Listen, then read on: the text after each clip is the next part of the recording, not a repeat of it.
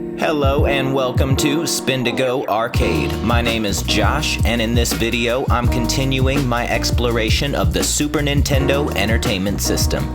I'm working my way through the library of games available with the Nintendo Switch Online Expansion Pack.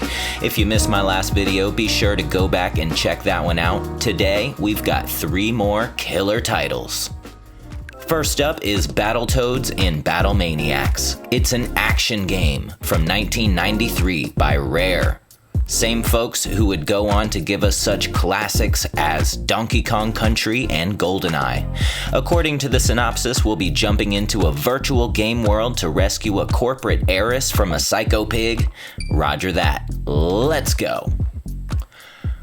This game is a follow-up to the original BattleToads for the NES in 1991, which received massive critical praise and has come to be known as one of the most difficult video games ever. The BattleToads are Zitz, Rash, and Pimple, a trio of anthropomorphic toads. I can imagine expectations were really high for this when it came out.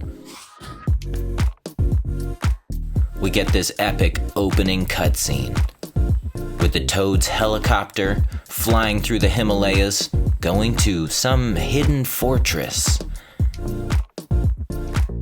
Turns out it's a laboratory where Professor T. Bird is developing a new virtual reality game, the Gamescape. Getting into the plot and giving us a taste of the weird humor and off-the-wall, unexpected twists that the BattleToads franchise is known for. Michiko, the daughter of the Cyclone Corp's president, is snatched up by a pig riding on a dragon and pulled into the virtual reality game. And we are threatened by this dark queen.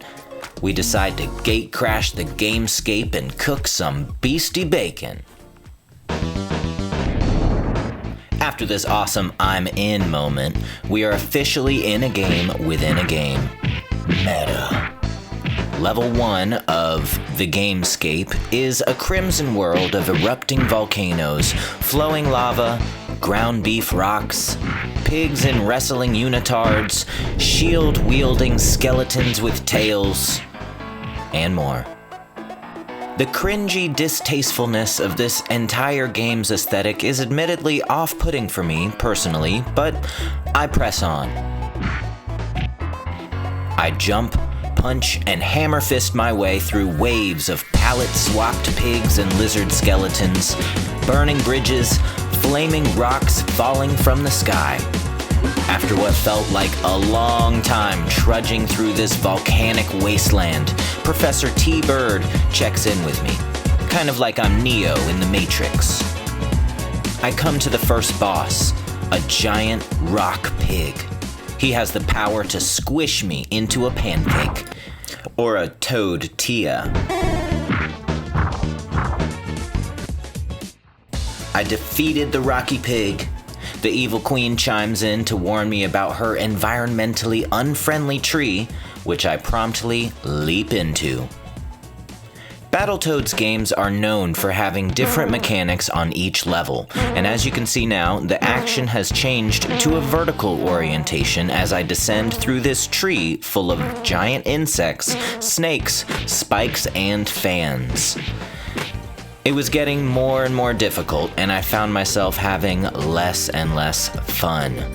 BattleToads really didn't check off my boxes for beautiful artwork, interesting characters, or a gripping story. It puts me in the position of trying to enjoy the game on gameplay mechanics alone, which only got me so far before I ultimately lost the desire to continue. I imagine this game would continue switching up mechanics and ramping up the difficulty level, and while that may be great for some, I'm good on that one. I'll chalk it up to not quite my style. Moving on. Next up is Killer Instinct, released in 1995, also by Rare. This is a fighting game set in a bleak world dominated by Ultratech. They're testing high-tech weaponry, danger moves. It sounds familiar. Let's jump in. We got the nice 3D Nintendo logo, and Rare is now sporting their iconic gold and blue logo. There's a decidedly serious, dark intensity to this game, right from that deep and ominous voice that I will never unhear. Killer Instinct. It's a fighting tournament, hosted by Ultratech. There are 10 playable characters, each unique and cool in their own way. I'm starting off with Glacius, an alien captured by Ultratech and promised freedom if he wins the tournament. Orchid, an agent working to stop Ultratech, was taken out with ease, though she did this cool lion move. It plays out much like Mortal Kombat or Street Fighter, but this game did a lot to distinguish itself among these giants with cutting-edge graphics, iconic characters, and unique mechanics. For example, there's no round 2, round 3. Instead, there's a 2 health bar system where the fight just keeps on going. Jago, the Tibetan monk, got the best of Glacius, so I switched to Saberwolf, a man afflicted with lycanthropy. He did prove successful.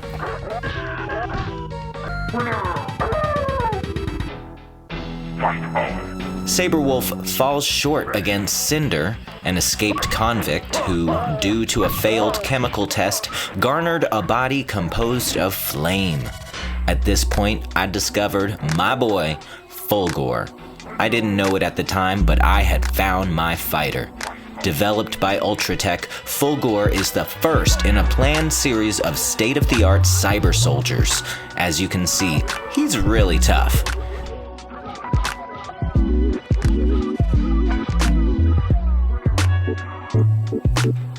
Sticking with Fulgore, I work my way up the ladder. Taking on Glacius in his snowy temple. I love these ancient-looking sculptures. Next up is Riptor, the cloned Velociraptor, in his ketchup factory. Then Saberwolf in his Tudor-style mansion, with a painting that looks like it's by Rembrandt or something. Each battle is demanding faster reflexes and more precise timing for me to survive. We face Combo, the fraudulent boxing champ, in his boxing gym. Then there's Thunder, the indigenous man, on a shaky bridge in a canyon somewhere. I'm not making it through most of these on the first try, but I am determined to reach the top. It really starts to get hard when I face off with Spinal, the resurrected soldier, in a rooftop death match. He's very fast, and I was unable to keep up at first. He knocks me from the roof with this dramatic animation multiple times before I was finally able to defeat him. Sadly, I didn't get to knock him off the roof. Next, it's Fulgore versus Fulgore in the penultimate battle of the tournament. I'm reminded of the never-ending story, and also Zelda 2, where Link must face Dark Link. I now must face myself. At this point, I'm having to really work hard to keep up in the battle. Having never figured out any of the special moves or combo breakers, I'm relying on my quick reflexes, evasion, and button mashing to get me through. It took me a few tries, but I did eventually beat Fulgore. I finally made it to the final boss. It's this two-headed green cyclops with goat legs named Idol. He was pulled from another dimension by, you guessed it, Ultratech. And this guy is ruthless. His lightning-fast combos were unstoppable. His flaming green projectiles were tricky to dodge, and his mace glows green. To top it all off, his stomps are truly intimidating. I tried unsuccessfully to defeat him time and time again, getting closer and closer. With my jump, crouch, punch technique, I was even able to land this special uppercut. I finally got fed up with losing and decided to cheat and use save states midway through the fight to rewind and gain momentum. Enough momentum to finally defeat him.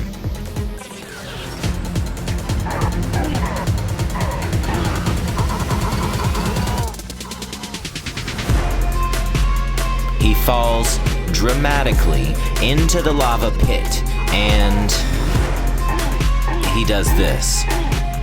Had I taken the time to look up some combos, practice button sequences and combo breakers, and really advanced my technique, I probably could have made it through without using save states, but hey, I beat the game. I did get to see the ultimate fate of Fulgor.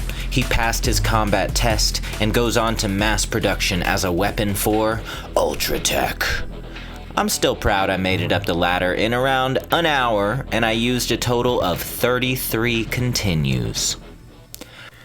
Let's lighten things up with my favorite pink puffball, Kirby.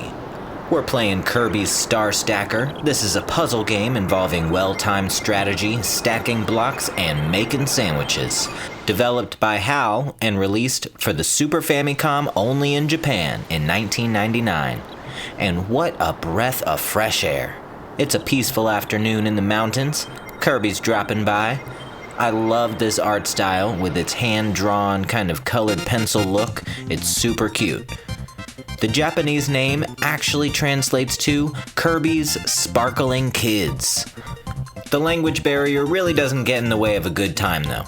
I can always count on a Kirby game to make me smile, and this one is no disappointment. It's time to play. We'll check out story mode first.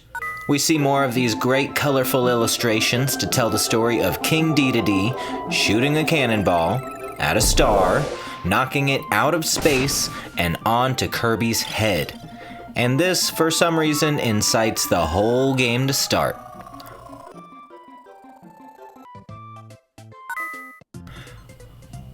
First, we're up against Waddle Dee. This is Kirby's take on the popular falling block genre of puzzles, and in this one you use owls, fish, hamsters, and stars to make sandwiches, to eliminate blocks before they reach the top. Bombs are sometimes thrown in to spice things up, and in this mode there's a little battle taking place in the middle. Whenever one of us lands a combo, bombs and blocks get thrown to the other side, bringing them closer to reaching the top and losing the battle.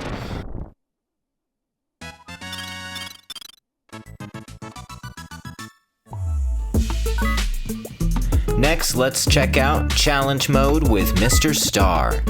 In this mode, you collect as many stars as you can in a never-ending meteor shower.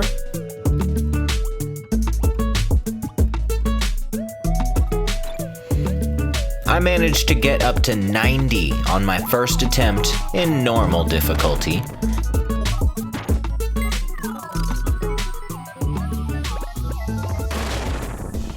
And when you lose, you get to see this funny image of Kirby bombing a stand-up comedy routine at an empty bar. Next, I'm trying Round Clear mode with King Dedede.